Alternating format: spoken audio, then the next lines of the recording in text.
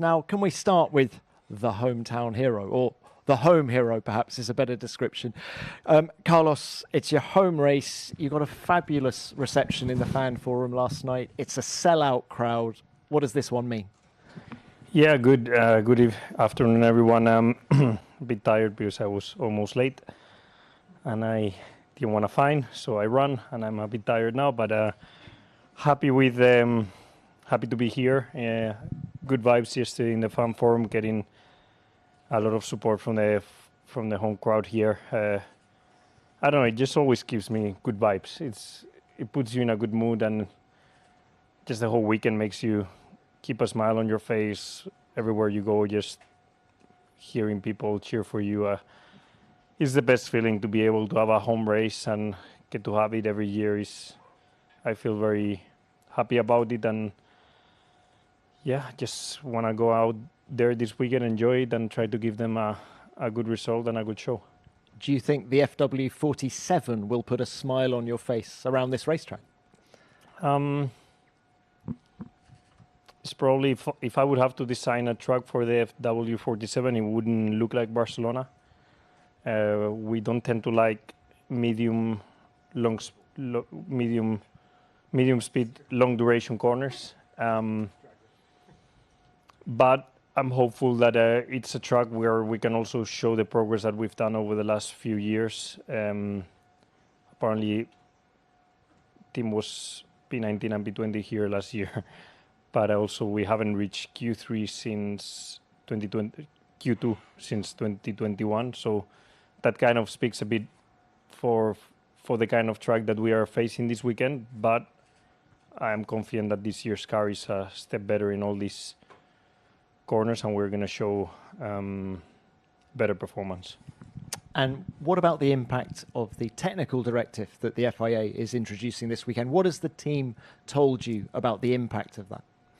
Yeah, there's been obviously a lot of talk regarding this. I don't think it's going to affect teams and people as much as the people think, or there tends to be made about this change of regulation. It's still a front wing, and still will be just obviously run a bit stiffer, and it will not flex as much as it does, but as much as it did.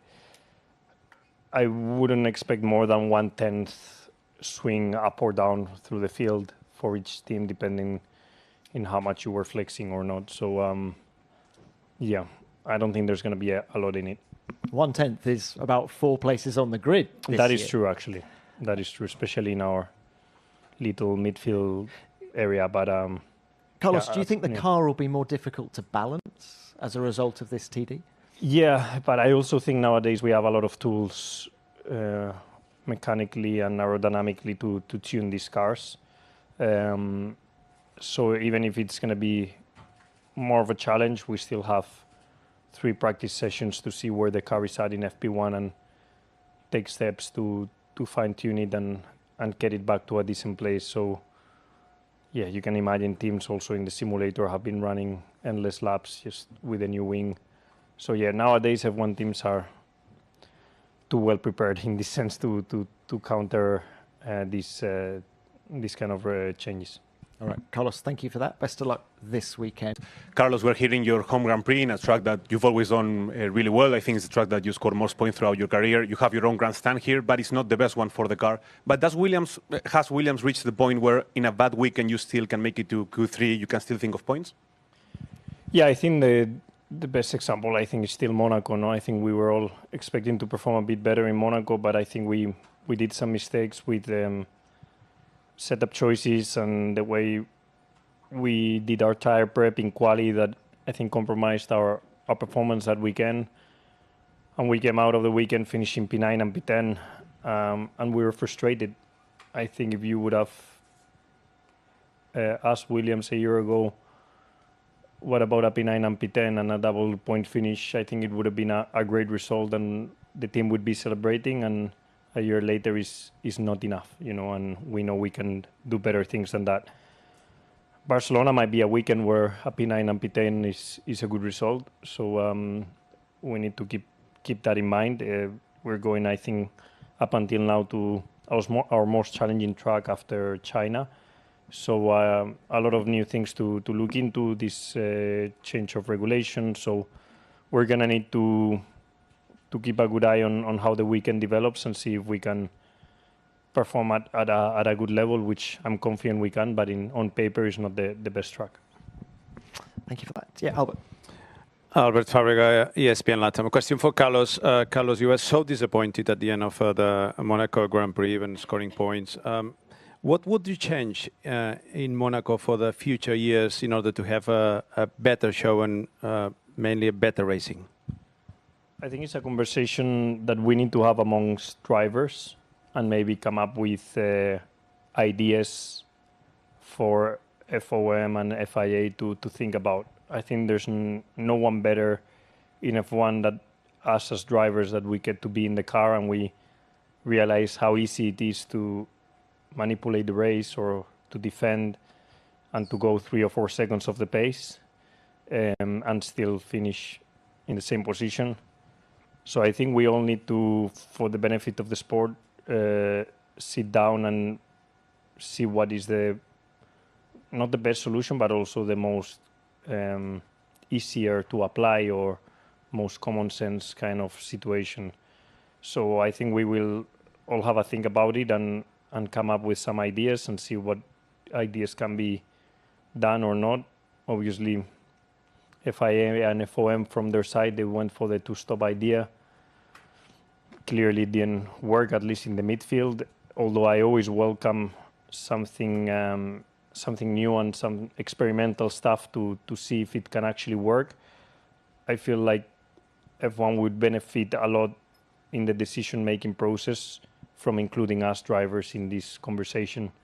And I really believe the sport would benefit if, instead of maybe trying to stop or something, we all sit together in a table and with the ideas of drivers, we let them know to FOM and FIA and put together a solution that actually works.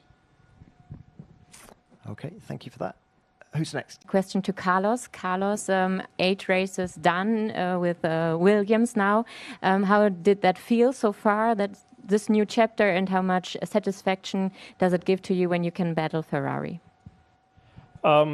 I'm very happy with these first 8 races, happy with the results and the momentum that the team is carrying. I think if you would have asked me a year ago when I signed the contract that in some of the qualifyings we would be only 3/10 off pole position, some of the qualifyings we would be constantly beating a Ferrari or a Red Bull or a Mercedes, I would have definitely signed the contract even earlier and even happier. The reality is that the team is in a very strong trajectory, and I think we are following the right path. My adaptation process is going well, even though I don't have all the points in the championship that I think my performance with the team should reflect. Points is actually not something that I'm caring so much about this year, but I'm caring more about the speed that I have with the car, the way I feel with the car, and the way we can improve altogether both the handling of the car, but also the way we handle weekends, the way we handle strategy, the way we handle the execution of a weekend, which is clearly has been a bit of our weaker point. That's why we don't have many points in the championship. But as long as the speed is there, that is there, and I'm quick with the car, this will come with more races. Okay, thank you for that. Good for F1 for all 3 of you. Going back to Monaco, I don't think many fans or drivers were happy with people driving 5 seconds off the pace. It could be called unsportsmanlike behaviour. Do you agree with that? And is there any way the FIA could control it next year by monitoring lap times and data live and stopping people doing it? And secondly, what did you think of George's move when he got frustrated? He drove across the chicane, basically so he could have a clear track and have fun doing some fast laps. Would you have done the same if you'd been in his situation? Yeah, I agree with everything they've said. Nothing really to add, apart from maybe I'm a bit more open-minded to see how we could improve the Sunday and what kind of ideas we could come up to improve the Sunday. I still want to race in Monaco, and I still want to try and overtake someone and have to do a start, and the pressure of the lights out and the pressure of the pit stop, I think that still is there to stay. I agree with Lando that maybe quali should be given even more of an important, given how important it is there, the quali, but I'm still open-minded to see if we can come up with solutions to make the Sunday a bit better, because honestly, that Sunday was painful. Like it was not a good Sunday for all the midfield guys behind me or in front of me doing the train. And yeah, I've never jumped out of a car so disappointed almost with the whole thing, because it was really, really, really bad. I mean, it was very slow, like the slowest I've ever gone in a Formula One car. So yeah, something to look into. Okay, thanks all. Alex Wirtz proposed 3 track changes to Monaco. Did you guys see that, and do you think that could be the solution to improving Monaco? Did anyone see the changes? Carlos told me he saw it. He just said, "Did you see the changes Alex proposed?" He just did that question to me, and now he wants me to answer. So please go ahead. Mr. Director, tell me what you think. Okay, I tell you what I think. I think Carlos, for people who haven't seen what Wirtz has suggested, can you just tell us what his proposal is? he suggested 3 minor changes to, I think it was Loeb's. Like one option was the chicane after the tunnel to delay the entry and maybe make it a bit tighter, a bit further down the road. He made Loeb's wider, the entry of Loeb's wider, and then he made the entry of the Raskas and then tighter. Those 3 changes. My opinion, that would help, but it would help 1 to 5% of the issue that we have. I think you could still position the car in the middle of the track, go 30 kph, and still not get overtaken. You would need to be a bit clever about it, and you would need to be more worried, maybe looking in the mirror in case someone sends one down the inside, because it's a bit wider. But the cars are so wide that you can basically go as slow as you want, that they're not going to pass you. So that's why we were driving 4 or 5 seconds of the pace. So small change means a small benefit. I think we need something a bit even bigger than that. Okay, in the interest of time, we're going to move on to the next question. Thank you for that, Carlos. Okay, thanks. Carlos Miquel, Diario Marca. Question for Carlos. Carlos, you, during your early years in karting, you race against Alex Palou. Do you think that Palou is a driver with quality for Formula One? Knock, knock. Maybe Alex. No.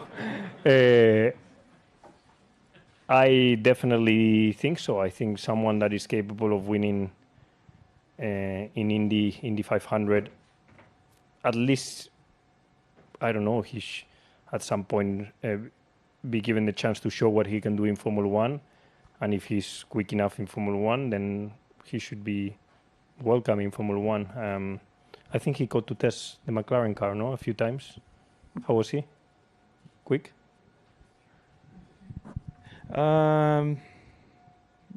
Probably. In practice, but he did FP1s, no? Yeah, I think he did. Okay. Austin, yes, Austin.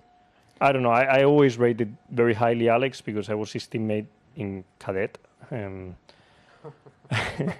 he was very quick in cadet karting, but honestly speaking, what he's doing in America is something really admirable. I think to dominate Indy the way he's dominating, you have to be very good at what he's doing.